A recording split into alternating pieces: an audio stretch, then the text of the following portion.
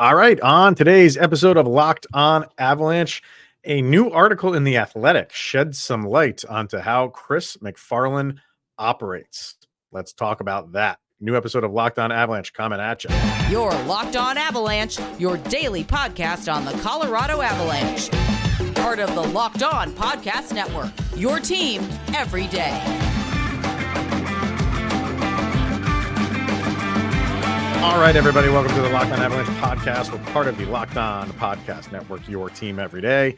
I am your host, Chris Maselli. With me, as always, Mr. Shaggy Von Doom, Kyle Sullivan. Thank you for tuning in and making it your first listen of the day. Always appreciated. Make sure you are following us on social media outlets, LOPN_Avalanche on Twitter X, Locked On Avalanche on Instagram and Threads. Questions, comments, concerns, and opinions, lockedonavalanche@gmail.com. And follow us over on our YouTube channel. Hit subscribe, get notified when a new show goes live, and be sure to subscribe to our subtext as well. Link to that is in the show notes below, because when you do, you chat with Kyle and I one-on-one. We get your opinions on everything Avalanche, which we share on this very podcast. All right, today, sir, we will be getting to the GMs. A GM heavy show today about that. The GMs are meeting in Florida, and they get together and discuss new rules that could be coming into play. Could be immediately, could be for next year, but there's some interesting ones that they're discussing. So we'll talk about that. But we're going to start with our GM and Chris MacFarland. And there was, if you subscribe to The Athletic, it's up on their website right now, a well-done article about kind of the days leading up to and including the trade deadline and how he kind of operated it and how he just operates in general. And I bring this up because it's funny, man, because we wasn't that long ago where trades were happening and did not include the Colorado Avalanche. And there was a subset of fans who were not too happy with that all these moves are being made, and where are the Avalanche? And where are the Avalanche? What are they doing? And Chris MacFarland, and if he's not making deals, they got to move on from him. And I get, like, fans want action, they want immediacy. And while they understand that stuff like this takes time and it's a little bit more detailed than we really know about, reading this article, we'll get to it because there's a lot of bullet points I have about it, but it gives you a little bit of a peek inside on how he operates. And I really liked how it was laid out. And I like how you brought that up, because I remember before the trade deadline, we were talking like, don't be surprised if the Avalanche do nothing and they are happy with this team. And it was the calm before the storm, because he just made one sweeping move that honestly completed this team. Every piece made sense. Every piece is continuing to make sense. And you see that night in, night out, and how this team plays. So watching everybody, the big names, get traded and move, and you feel you have that FOMO, like the Avalanche are missing out on all these big ticket pieces. And now you watch what this team looks like now, and it all makes sense. Well, and it's funny that's where the first thing you brought up, because that's where kind of the article starts. And it goes into saying he wasn't trying to keep up with Vegas, Winnipeg, Dallas, Vancouver, and others in the, quote, so-called Western Conference arm race. The reason he was not doing that, he watched the East do the same thing last year. And do you remember that? Last year was the East Coast just making all of the trades. Yeah. Huge trades. Every trade that happened, guys were going from the West to the East. Right. So he watched that happen. He watched a half a dozen of his colleagues give up significant assets in monster trades, only to watch a Western Conference team win the Stanley Cup. And we know who that Western Conference team is. I already mentioned him once. I don't want to mention him twice. Those we don't speak of. The shiny gold team. Right. So he said, and they, after only adding Ivan Barbashev, and they won the cup over a Florida Panthers team that did very little at the trade deadline. Florida was one of the few teams that didn't do a ton of all those East Coast teams. So, and you have, like, that's a mindset where you're so enamored with the name, the big name, and making the big deal, And those teams, the teams do it. And those big names got to go somewhere. So there's a team that's going to trade for them, and he doesn't bite. He constantly looks at, and we said it during the trade deadline season of, does this make your team better? If the answer to that is yes, go after the guy. Or is it you want to be the one to have the bragging rights that you got the big name? And he doesn't play that game. So other teams clearly do.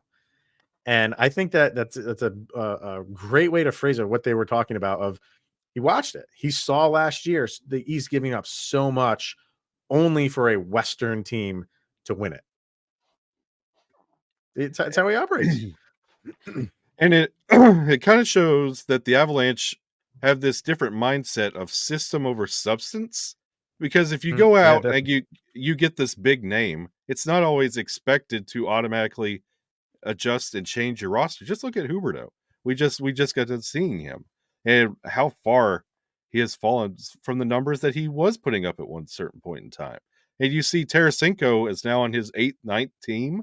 He used to be an NHL cover art guy. He was on the cover of the video game, and he's fallen. It's not so much putting your big name player, best player available on your team and finding success.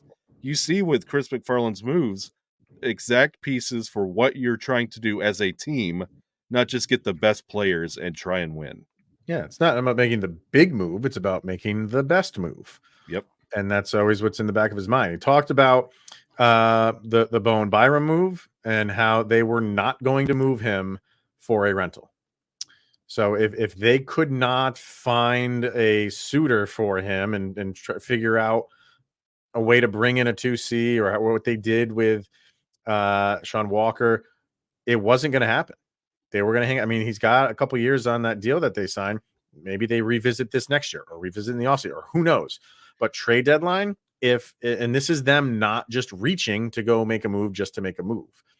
But they said that, like, no, Byram, they understood that, he was a kind of a big trade chip.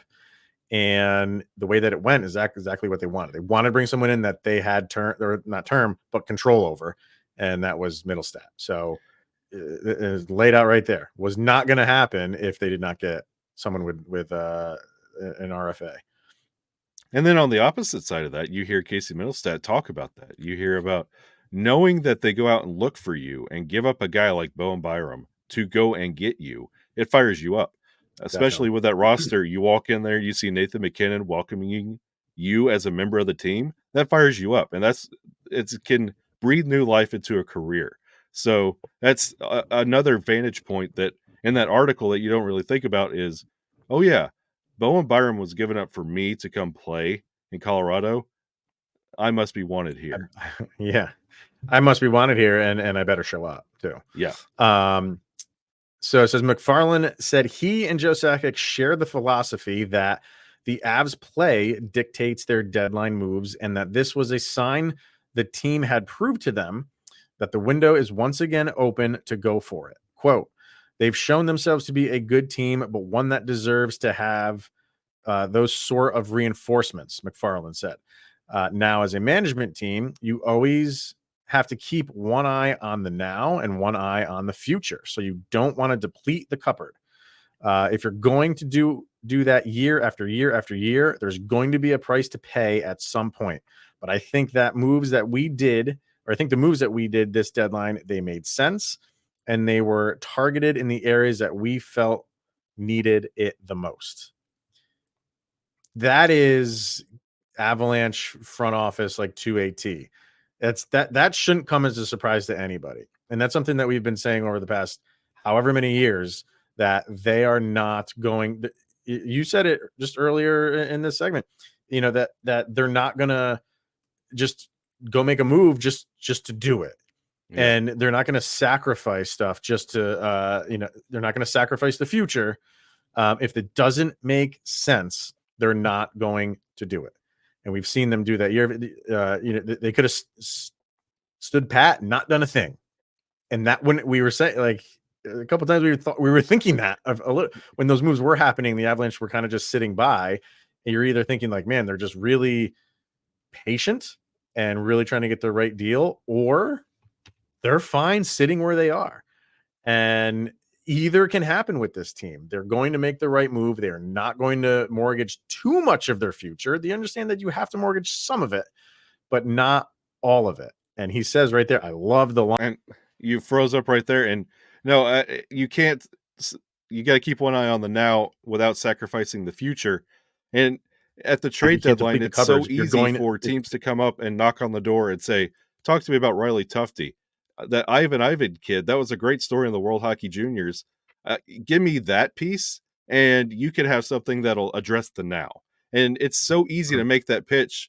This isn't affecting your team currently, but I can give you something that'll fix it now. And the Avalanche not balking or buying into that and keeping a good eye on both the Avalanche and the Eagles and the future. Yeah. I was saying before my screen decided to freeze that the line he says about like, you can't deplete the cupboards and you can't do that year after year after year after year, you're going to hit a wall at some point. And I think that's what a lot of us are thinking and feeling about like stuff that Vegas does, right?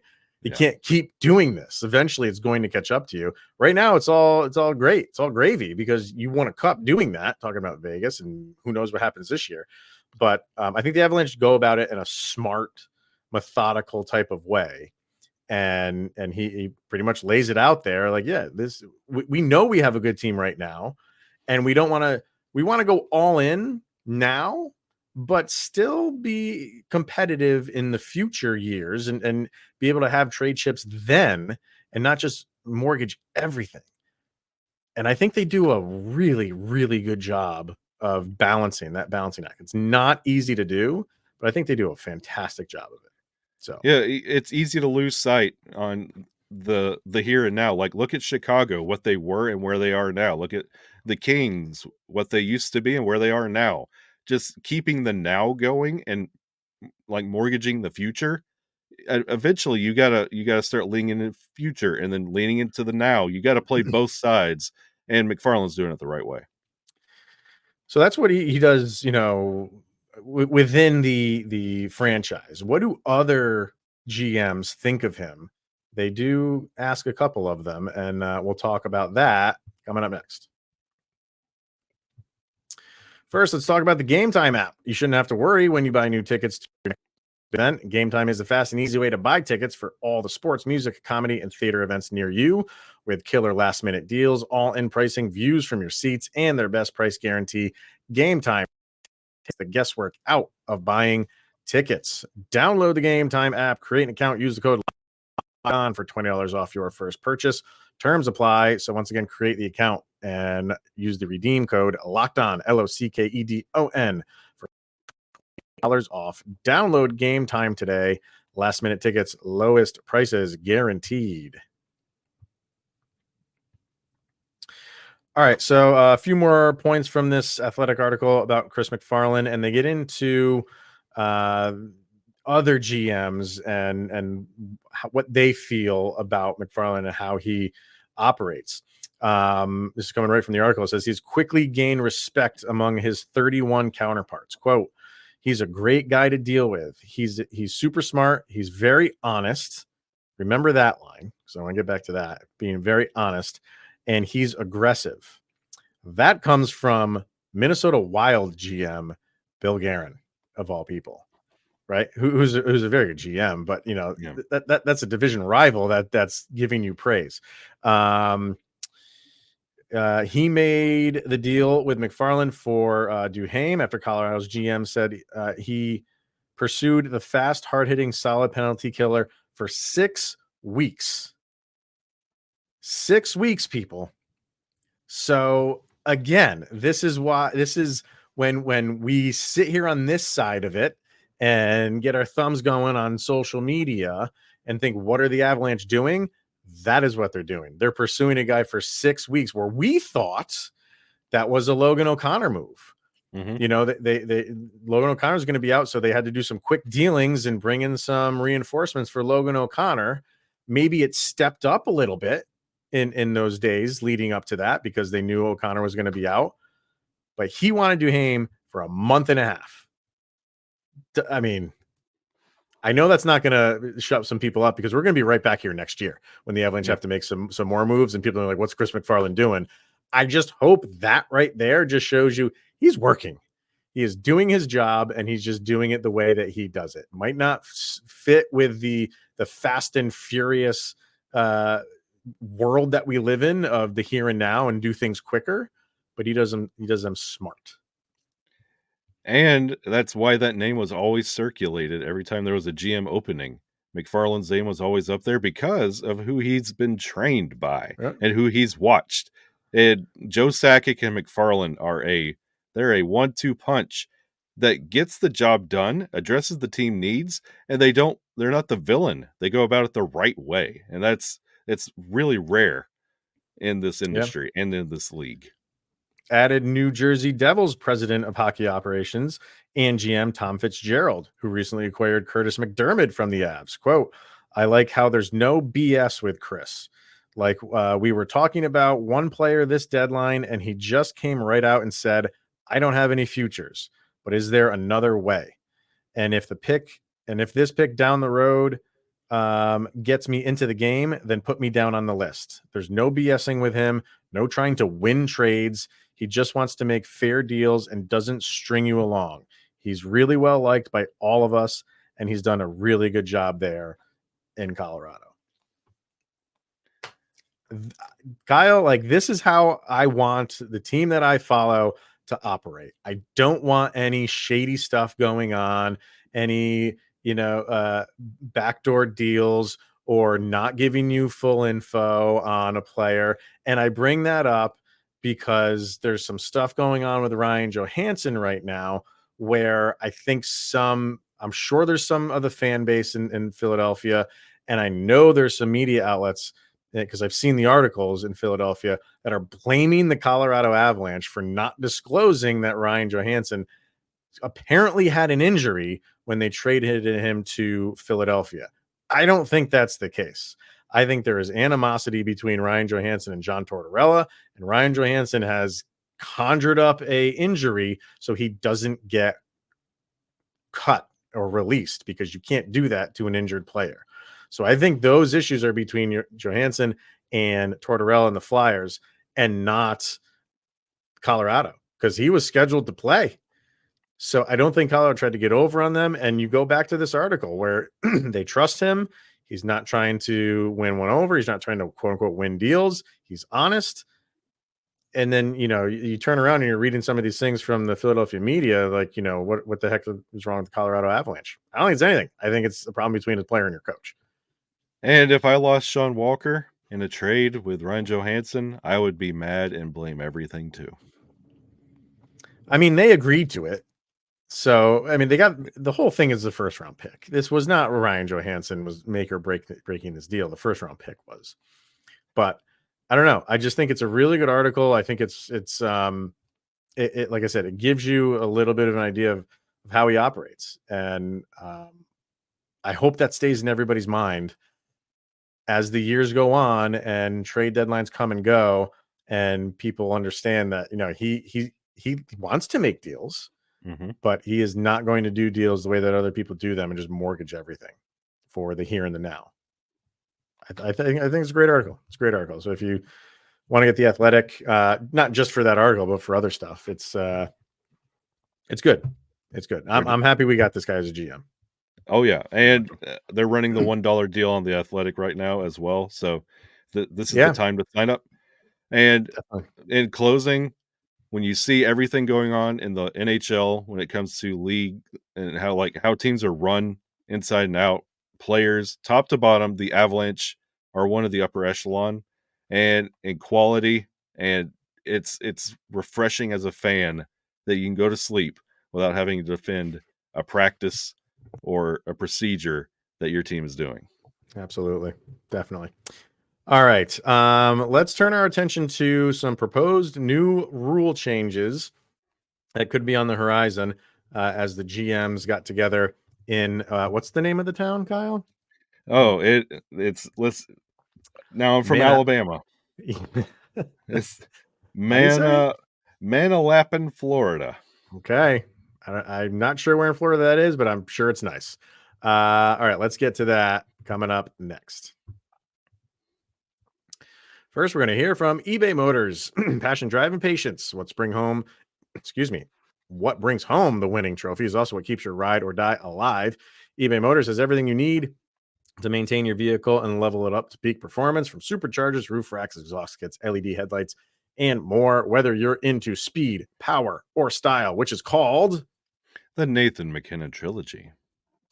eBay Motors has got you covered. With over 122 million parts for your number one ride or die, you'll always find exactly what you're looking for. And with eBay Guaranteed Fit, your part is guaranteed to fit your ride every time or your money back. Because eBay Motors, you're burning rubber, not cash. What you need at the prices you want. It's easy to turn your car into the MVP and bring home the win. Keep your ride or die alive at eBay.com. Eligible items only. Exclusions apply, and eBay Guaranteed Fit is only available to U.S. customers. All right, so potential new rules that are on the docket, and one that I think is implemented immediately. GMs get together a couple times a year. This apparently is the one where things start to make headway on if you're going to implement these changes and new rules. Let's see. Where are we going to start here? I'm going off of this ESPN article, just kind of reading down. So just start at the top of it, I guess. GMs are seeking an expansion of the coach's challenge to include a video review of puck over the glass calls, basically game calls, if the team believes a puck has been deflected out of play. This would only apply if a penalty was called, not if the coach think a call has been missed. And if the challenge is unsuccessful, it would result in a 5-on-3 situation. The same would apply for a proposed high sticking challenge, where a coach can call for a review if the team believes a player has been high sticked by their own teammate and not an opponent. This one is maybe headlining everything, I would say, as far as like all these new rule changes. I don't like the delay of game penalty as it is. I don't think it should be a penalty at all. And there's some people that think like, well, then you're just going to have players just throwing the puck into the stands. Number one, no, you're not. You will not, because it hasn't always been a penalty and it wasn't a problem then. And there's other ways to handle it. If you feel like that's going to be a problem, there's other ways to handle it. The best one that I've heard is treat it like an icing. Those guys aren't allowed to leave the ice. If they do it because they're tired and they just want to get the puck out of play, so have a stoppage, that's what they do for icing. It's the same exact thing. It's a delay of the game because you just wanted to shoot the puck down the ice because you're dog tired. You stay on the ice. Treat it like an icing. To now say like it's going to be a 5-on-3 for a missed challenge of this, I think it's going to be very, very rare when you see a coach challenge this. If it's like on the edge, they better be 100% sure that hits something and it's going to get overturned, because if it's not, you might as well just put a point up on the board. And see, that's the thing. Like with a penalty that egregious of, if you're wrong, it's a 5-on-3. Why in the world are you even doing this? Why not treat it like an icing? Why you're making it to the point of now it's just it's not even worth the risk. And it's 2 minutes in the box compared to being on a 5-on-3 for 2 minutes. It's just not worth it. And I feel like both the delay of game and the high sticking, we do not need any more reviews in the game of hockey. Please put the iPads away. Let's just get back to like you saw the resurgence of baseball because they put a pitch clock on and everybody's loving watching baseball. Let's not ruin the game of hockey more than the NHL is already trying to ruin it. And let's not space this out even more. It's a crazy one. It's almost like they're really not even changing the rule because of the repercussions. And if you do and you're wrong, what coach is going to take that chance? Unless it's completely like, and that's where this is going to go. But there's still going to be some downtime for the coaches to check that replay. If you want to make the game go quicker, remove it as a penalty. And those guys can't come out. Pretty simple. And it's going to be even longer. You're going to have to go through the review. Then it's going to be wrong. Then it's a 5-on-3. Then it's a goal. Then a celebration. And then a 5-on. Then a power play. And then you're prolonging the game to astronomical lengths. You know, man, that's a good question. If this is so, it's a penalty because it's delay. If it's a missed challenge and it's a 5-on-3 and a goal is scored, both those guys should come out right away. No, You would. it's. I didn't even think about that part of it. So it goes from a 5-on-3 right back to a 5-on-5. I would think. You would think. That's all that makes sense. Because unless one guy, I don't know. Wow, I have not seen anything about that. I'm gonna have to look into that. Like, so what if you score a goal? Does the delay of penalty guy come out first, and then the remaining there's still? I wouldn't think so because be, that rule doesn't apply in any other 5-on-3 instance. Right, but you're penalizing them. What? Wow, man. Yeah, I don't know. I got to look that up and see what the situation is there. If a goal is scored, both come out. You know what? If it's not, that's even worse. I bet the GMs didn't even think about it either, and they're leaving that meeting high-fiving, and they get in the car and they're like, "Wait a minute." Yeah. Well, we forgot about that part of it. Interesting. All right, let me look that up while after we're recording here.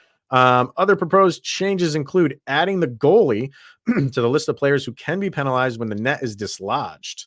They are currently exempt, despite the NHL reporting that there were 102 instances of net displacements by goalies last year, getting incoming goalies a warm-up if the starter has been pulled by a concussion spotter, and if a goalie loses his mask and play is stopped for that to result in an offensive zone draw for the other team.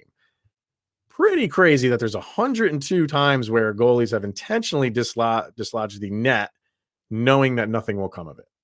That's pretty crazy. That needs to change. It's crazy to think, like, if it wasn't for Jordan Bennington, who's the other 12? I'm just kidding. On a post-icing face-off, the GMs would like to, or like the offense, like a warning being called for a violation.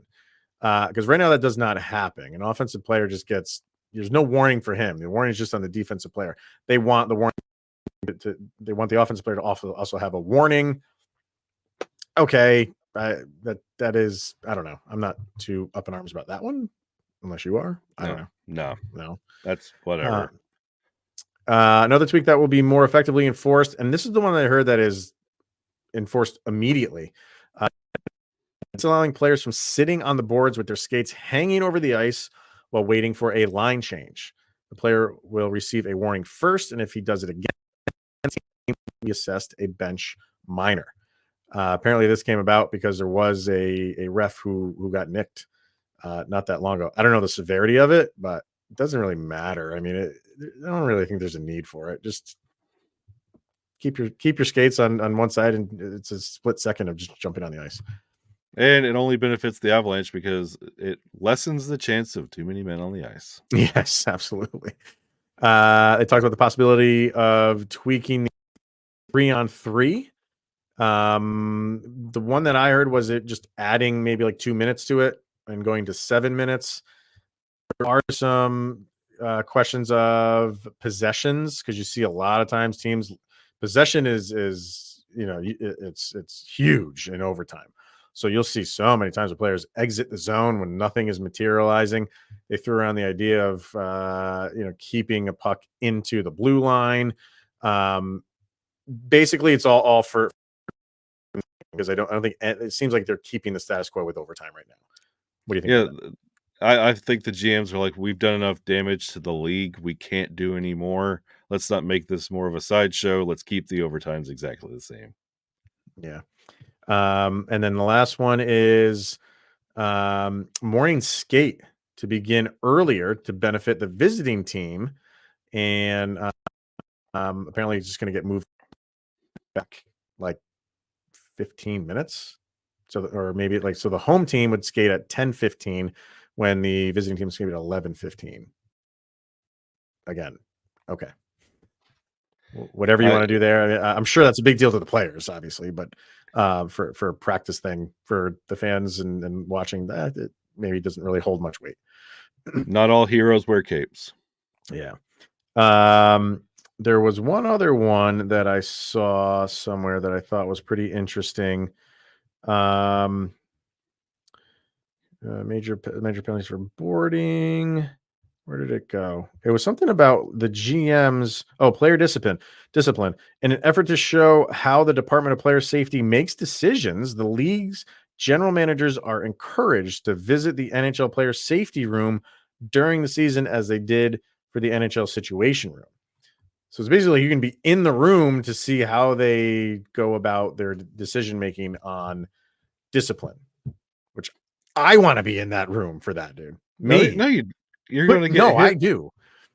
You're going to get hit with the dart that they throw at the dartboard to figure out the penalty for everybody. So you don't want to be in the way of that. They're going to put me on the wheel, and they're going to spin me around on the wheel. I'm going to be the pointer. I'm going to be pointing, and wherever my finger goes is the discipline that the player will get. So I would more than be happy to be that, because I just want to be in that room when they make the decisions. And there is about a 3-minute interview with George Peros of Department of Player Safety. I think it's on, I can't remember what site it's on. And they ask him point blank, how do you make your decisions? And how do you decide this is a 4-game suspension when another guy I gave this to that's similar got 6 games? And his response to me is maddening. Go watch it. Go find it. He basically says like, oh, there's a lot that goes into this. And he has a whole team of people, and they're all, and I'm like, no, dude, like, no. This is a crapshoot. You're shooting from the hip, and you are trying to make this seem like this is way more sophisticated than you're making it out to be. Go watch it. You will not, you won't like it. His answer is sickening. We could do a whole episode on Peros and that whole department. It's crazy. So those are pretty much the new rules that could be coming into play. All of them, I don't, with the exception of the 5-on-3 and the delay of game and stuff like that. All the other ones are kind of just minor tweaks to the game, which are fine. Nothing major, nothing so egregious is going to change the tone of the game, except for that, if you do the 5-on-3.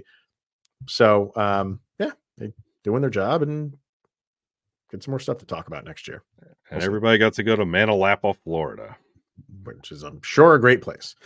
All right, that's going to wrap it up for today. We will be back tomorrow with anything going on Avalanche related, as well as talking about this game that's coming up on Friday against Columbus. So tune in for that. But for today, thank you for making this your first listen of the day. That is always appreciated. For Mr. Shaggy Von Doom, Kyle Sullivan, I am Chris Maselli. This is the Locked On Avalanche podcast, and we'll see you guys tomorrow.